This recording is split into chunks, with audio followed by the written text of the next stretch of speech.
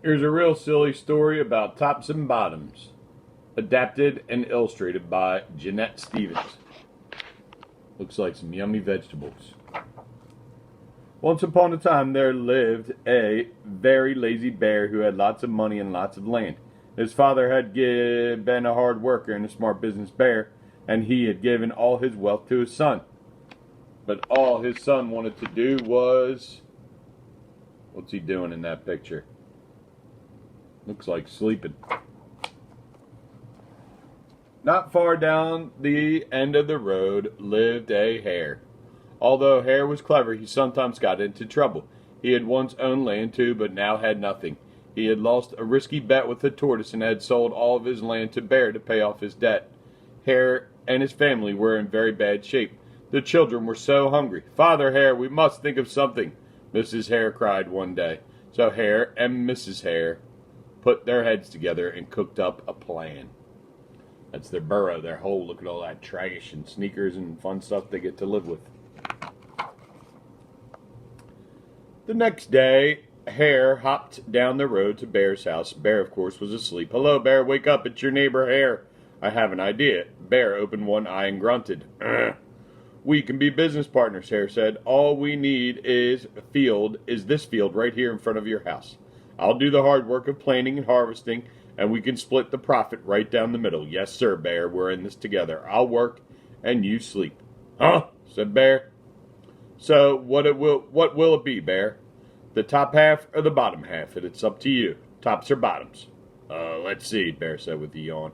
"I'll take the top half, Hare. Right? Tops." "It's a done deal," said Hare. So Bear went to sleep, and Hare and his family went to work. Hare planted, Mrs. Hare watered, and everyone weeded. Bear slept as the crops grew. When it was time for the harvest, Hare called out, "Wake up, Bear! You get the tops. I get the bottoms. Wake up." Hare and his family dug up the carrots, the radishes, and the beets. Hare plucked off all the tops, tossed them in a pile for Bear, and put the bottoms aside for himself. Root vegetables, yummy, yum, yum, yum. And then he tricked poor Mr. Bear. Lazy Bear, look how angry he is now. Bear stared at his pile. "But Hare, all the best parts are in your half. You chose the tops, Bear. Now, Hare, you've tricked me. You plant this field again, and this season I want the bottoms." "It's a done deal," said Hare. So Bear went back to sleep, and Hare and his family went to work. They planted, watered, and weeded. Good old Bear did nothing. Bear slept as the crops grew. When it was time for the harvest, Hare called out, "Wake up, Bear! You get the bottoms. I get the tops." Hare and his family gathered up the lettuce, the broccoli, the celery. Hare pulled off all the bottoms and for the bear and put the tops in his own pile. Doesn't look very good. That looked very good. Trickery again.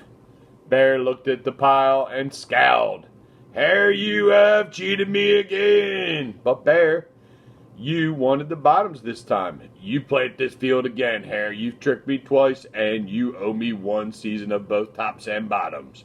"You're right, poor old Bear," sighed Hare. "It's only fair that you get both tops and bottoms this time.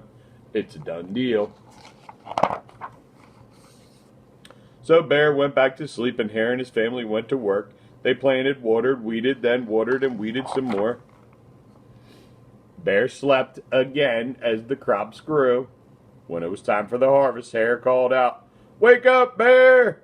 This time you get the tops and bottoms." There in front of Bear's house lay a high field of corn. Hare and his family yanked up every cornstalk.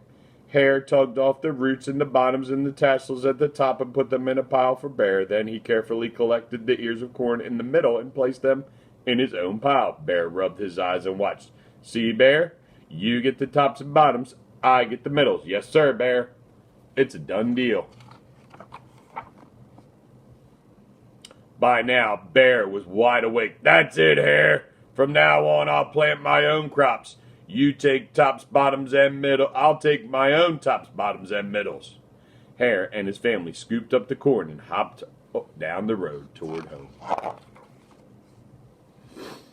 Bear never again slept through a season of planting and harvesting. Hare bought back his land with his profit from the crops, and he and Mrs. Hare opened a vegetable stand. And although Hare and Bear lived to be happily neighbors, they never became business partners again. All right. Have a good day, everybody.